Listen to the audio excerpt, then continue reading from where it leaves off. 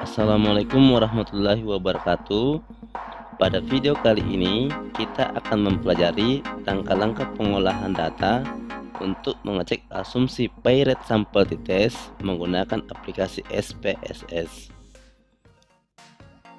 Baik, berikut akan diberikan ilustrasi contoh penelitian, yaitu manajer HRD suatu perusahaan ingin mengevaluasi program diet karyawannya.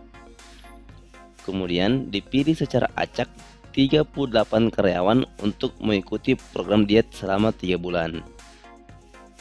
Data yang diambil adalah berat badan sebelum dan sesudah program diet dilaksanakan.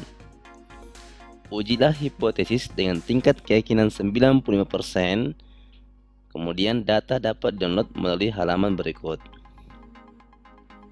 Pertanyaannya adalah, bagaimana mengecek asumsi yang harus dipenuhi pada metode pay rate t-test menggunakan aplikasi SPSS? Baik, silahkan dibuka aplikasi SPSS-nya. Kemudian silahkan import data yang sudah di-download sebelumnya, yaitu data pay rate t-test.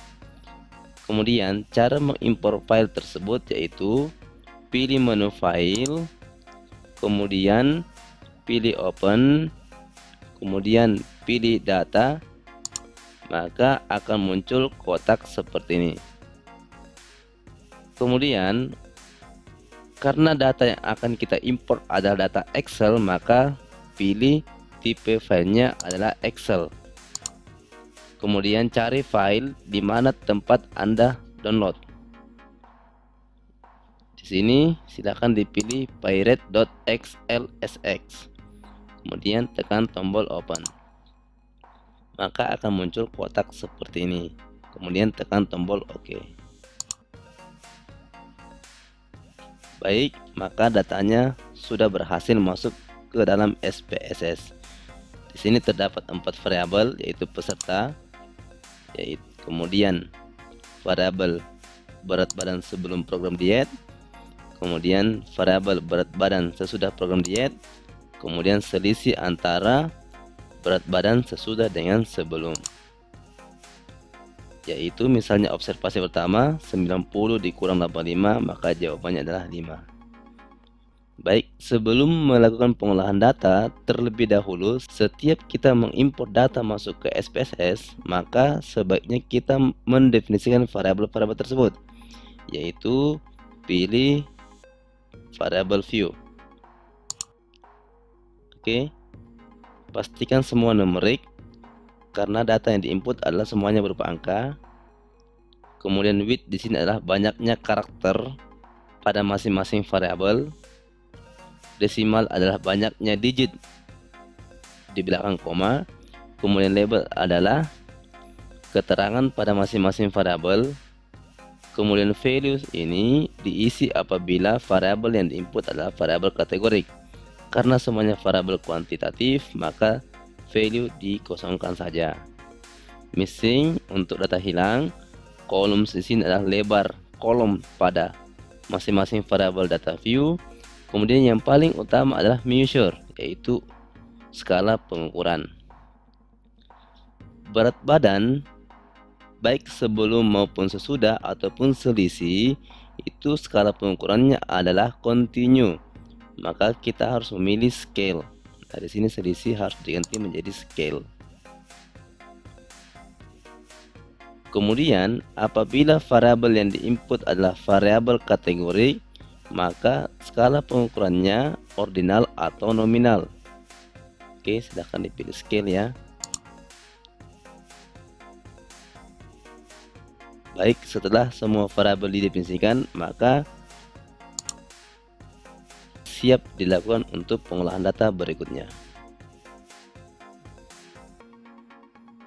Selanjutnya, kita akan mengecek asumsi uji perbandingan pay rate sampel t-test. Baik, asumsi yang pertama adalah skala pengukuran pada variabel dependennya adalah continue, yaitu interval atau rasio. Baik, silahkan kita cek di SPSS-nya.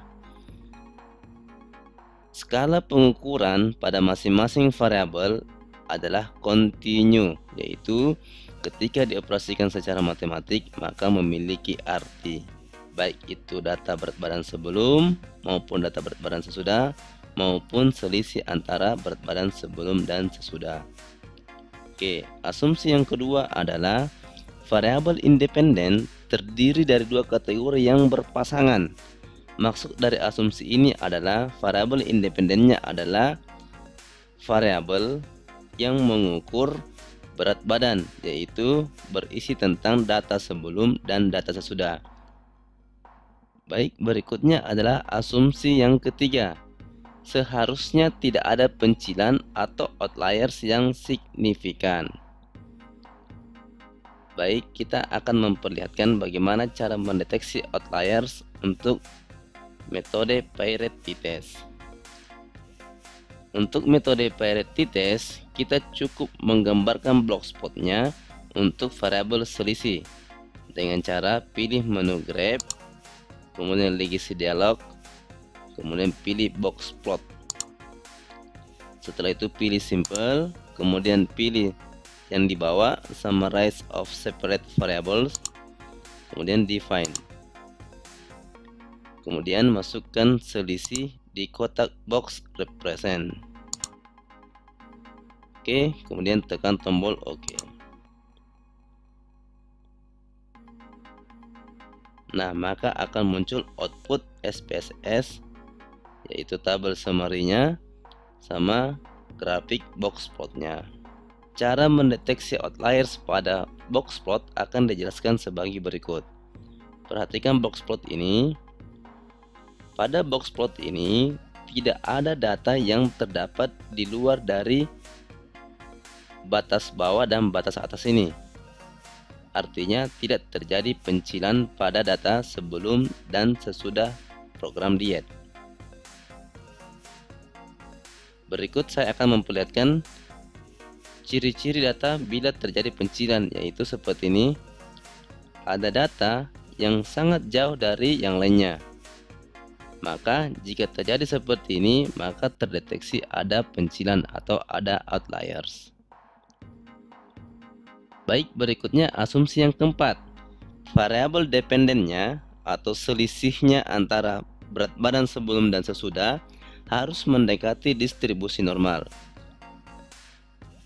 Baik, berikut akan diberikan ilustrasi bagaimana cara mengecek normalitas menggunakan SPSS. Caranya pilih analyze, kemudian deskriptif, kemudian explore. Setelah itu masukkan variabel selisih di dependent list. Kemudian pilih statistik. Oke, karena di soal sebelumnya tingkat keyakinan yang digunakan adalah 95%, maka alfa yang akan dibandingkan nanti adalah 5% atau 0,05. Berikutnya tekan tombol plots, centang histogram. Kemudian karena sebelumnya kita sudah buat box plot, maka cukup pilih none. Artinya box plot tidak dikeluarkan pada output analisis ini. Kemudian centang normality plot with test. Kemudian continue. Setelah itu pastikan displaynya adalah both, yaitu memunculkan keduanya, plots dan statistik. Kemudian tekan tombol OK.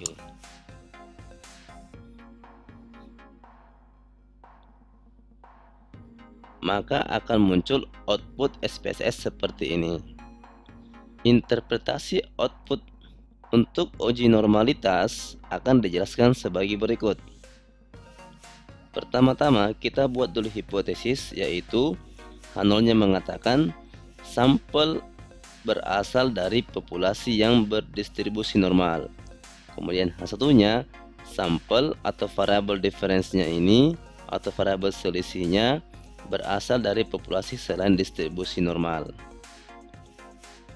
Untuk menguji hipotesis ini, kita cukup melihat nilai signifikansinya. Berdasarkan hasil output diperoleh nilai Kolmogorov-Smirnov adalah 0,138 dengan derajat bebas 38 dan nilai signifikansinya 0,064. Metode yang paling umum digunakan pada pengujian normalitas adalah Kolmogorov-Smirnov. Karena nilai signifikansinya ini lebih dari alfa 0,05, maka tidak cukup bukti untuk menolak H0, artinya H0 diterima. Oleh karena itu, sampel atau diferensinya berasal dari populasi berdistribusi normal dengan tingkat keyakinan 95%. Baik, itulah langkah-langkah untuk mengecek asumsi pada uji perbandingan Peretti test. Oke, sekian dulu video kali ini. Sampai jumpa di video berikutnya. Jangan lupa share, like, and subscribe ya. Wassalamualaikum warahmatullahi wabarakatuh.